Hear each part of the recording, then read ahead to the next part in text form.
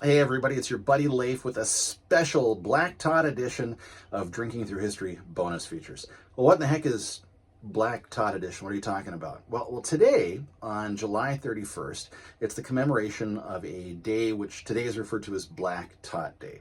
If you're not quite sure what that is, using some, word cues in there, we hear the word tot, and perhaps our minds, since this is a drinking show, our minds go to a tot of rum. And you'd be correct.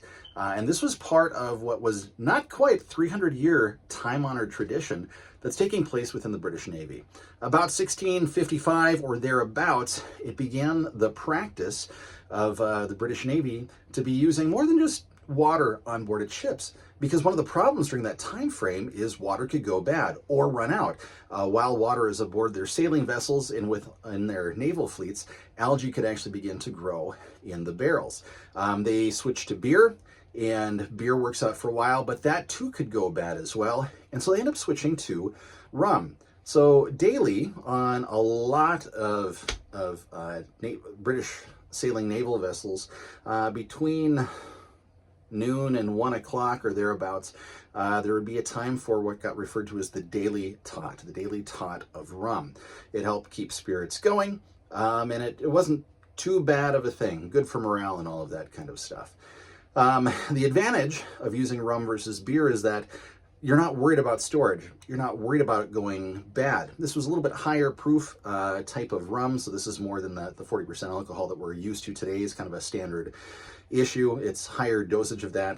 And the men would line up and be served from a fellow who is referred to as the purser. As time goes on, that term kind of evolves and they get referred to as pussers by some.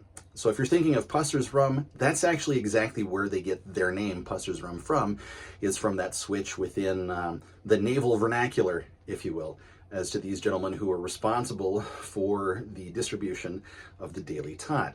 Well, as time goes on these British vessels, technology gets better.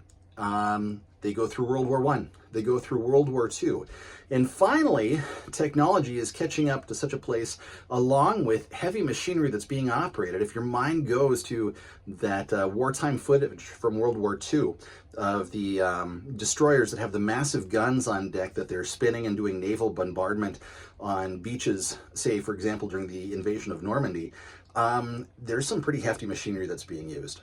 And so there began to be this concern that men potentially getting kind of soused on their daily tot, because some of these guys are actually saving up their rum rations and then just having a fun old time with it, along with their limes and their sugars that's being issued to them too, which is where actually we get the term grog, or the term groggy, that got referred to as grog, and hangovers and whatnot. Feeling groggy actually comes from that naval use of grog.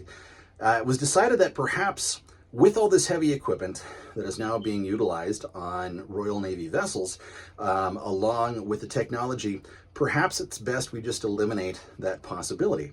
So finally, on July 31st of the year 1970, 54 years ago, the final tot of rum was issued aboard Royal Naval vessels, a day that we today refer to as Black Tot Day. Now, not on all of them, but it's been reported on a number of these vessels, there were people that, out of just sadness that this almost 300-year time-honored tradition was coming to an end, wore black armbands, and a number of men actually took their final tot ration and poured it over the edge of the vessel into the sea, in honor of the end of this long time-honored tradition. So today, on July 31st, 2024, we celebrate, 54 years later, Black Tot Day. So if you've got some, I'd encourage you to raise a glass. I've got my tot of Pussers. Here's to Black Tot Day. Everybody, I hope that you're having a good summer. Hope things are going well for you. Looking forward to an upcoming episode of Drinking Through History for you, and hope you're all doing well. And I hope that you're able to enjoy time this summer with fellow historians, because life is always better when we history together. I'm Leif Halverson, and I look forward to the next time together we can all enjoy Drinking Through History.